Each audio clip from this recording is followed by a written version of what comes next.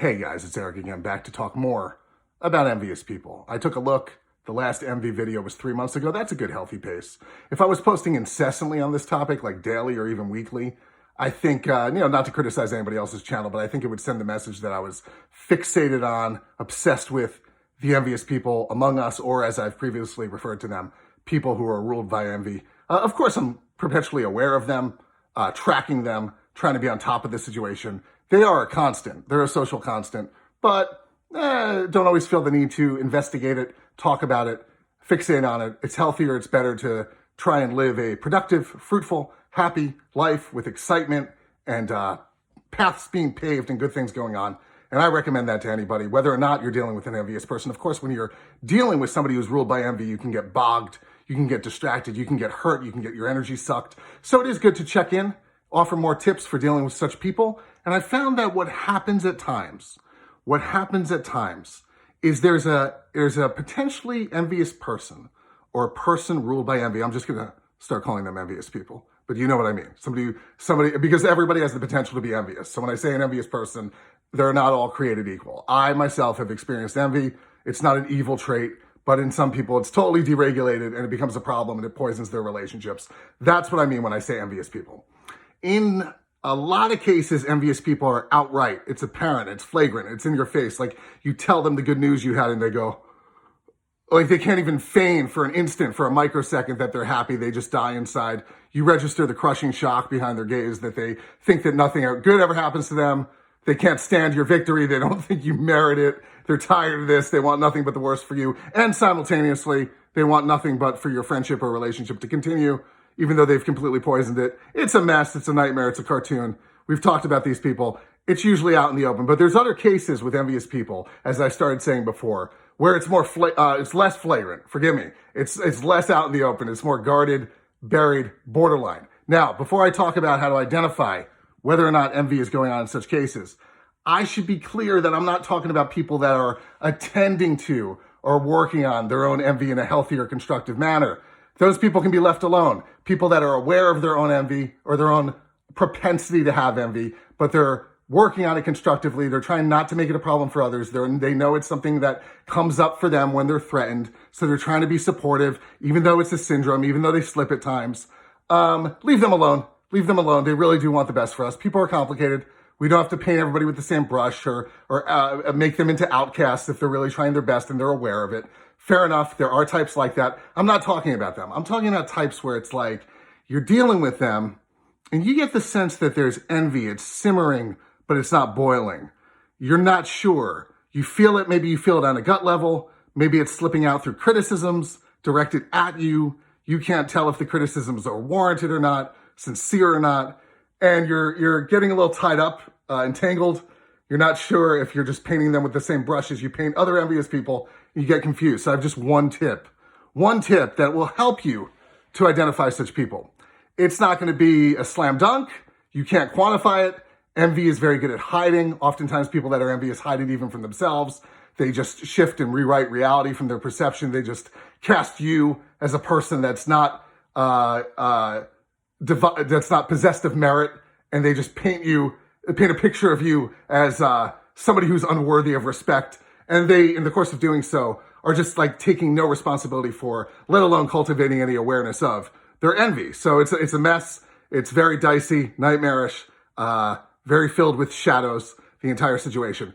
I would say if you're in a situation where you're in some sort of entanglement with somebody who might be envious, but you're not sure, as opposed to, the more flagrant cases that you learn to become aware of as you gain more experience with people who are ruled by envy, also known as envious people, a big thing to look out for, a big trait to keep an eye out for when trying to make the final decision, the final call of how you're going to classify this person or how much you're going to be watchful toward them, is the presence of risk.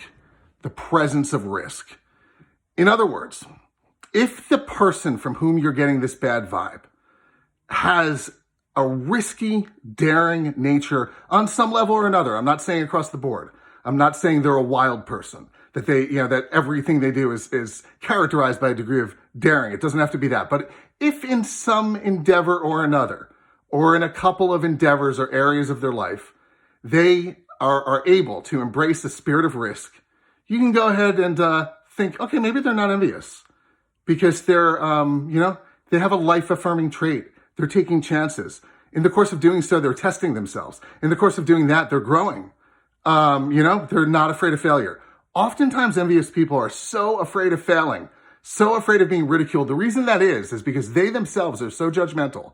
They are aiming such poisonous, toxic judgment at all the people around them that in turn, concurrently, they are terrified of the capacity of others to judge them because they know how brutal and ridiculous and fangy and awful that judgment is when it's directed from them. So the last thing they want is anybody thinking that of them, anybody judging them in such a harsh light.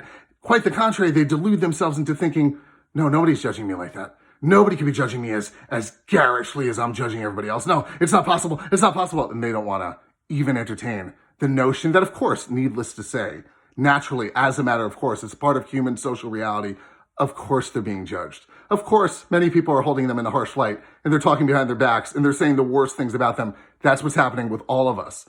Envious people, though, under the delusion that they can avoid this outcome for themselves, take no chances. They're safe. They're risk averse. They hide. They're standard. They're conformist. They copy other people's behavior. Their messaging is very familiar. They never say anything original. They never try anything. They certainly never risk failing or looking foolish or ridiculous. It doesn't happen. So that's the only tip for today's video. How long? Oh my God, it's already almost 7 minutes. How'd that happen? I thought it was like 38 seconds so far.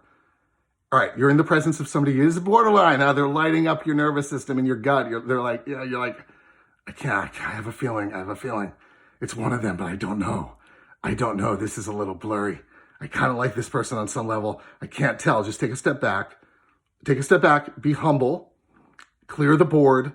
Mentally take yourself to zero. Take your ego out of it. Your own ego can be very distorting and destructive. Take a look at the scenario. Take a look at your level of risk, where you stand as far as all that goes. Then take a look at theirs. It's a relative call. It's a relative call. Even if they're risky or daring to some extent or on some level, if in your most sober, grounded, ego-free assessment, their level of risk and daring that they embrace in the course of their life behavior is less than yours and it's quantifiable, you're taking a look. Let's say, I don't want to say writers because I'm a writer, it'll get too personal. I'm going to go back to the generic example I always give as far as musicians. Let's say you're a musician, they're a musician too. It's easy if you're both in similar forms of endeavor, then it's easier to cross-measure. So for simplicity's sake, let's do so. Your music is rollicking, it's impassioned, it's fervent, it's experimental, it's on fire, it's soul on the outside. You are looking to burn the world down, not in a destructive way with your music. Make a grand statement, be heard. Your music might even divide people. It's not everybody's cup of tea. Their music might have some risk. Maybe they try a few things. They do something a little clever or tricky here and there. That's fair. Good for them. I'm not saying it has to be risk-free, like totally safe and sound, but look at it relative to yours. What's going on there? Aha. Finally, when push comes to shove. Right. Yeah, the stuff they're doing is a little safe. Take a look at the whole personality. It doesn't have to be, they don't have to be examined only per the same endeavor that you do. Like, it doesn't have to be a cross-examination, in other words, only in terms of the things you share with them. Take a look at everything. Maybe they're really a badass on some level, like, oh, okay, with their music, they're a little safe, but they also go mountain climbing every weekend, which I would never do. Take a look. Take a strong look. Audit the situation. Check out the personality. Look at the track record. Look at the social relationships. Look at how people react to them. Do they ever make waves? Are they ever divisive, controversial? Are they ever willing to take a stand, speak their truth so loudly that it'll turn people off and chase people away? What's going on there? Chances are, if there's not a lot of risk within the person's personality, if they're low on risk or relative to you, they're low on risk, you can assure yourself to a fair degree of certainty that you are in the presence of envy because they're avoiding the risk to avoid outcomes they can't control, judgment they won't be able to bear, failing in front of everybody. It's their worst fear. Their worst fear is being judged the same way they judge. And if you think you're in the presence of that sort of construct, envy might not be too far away.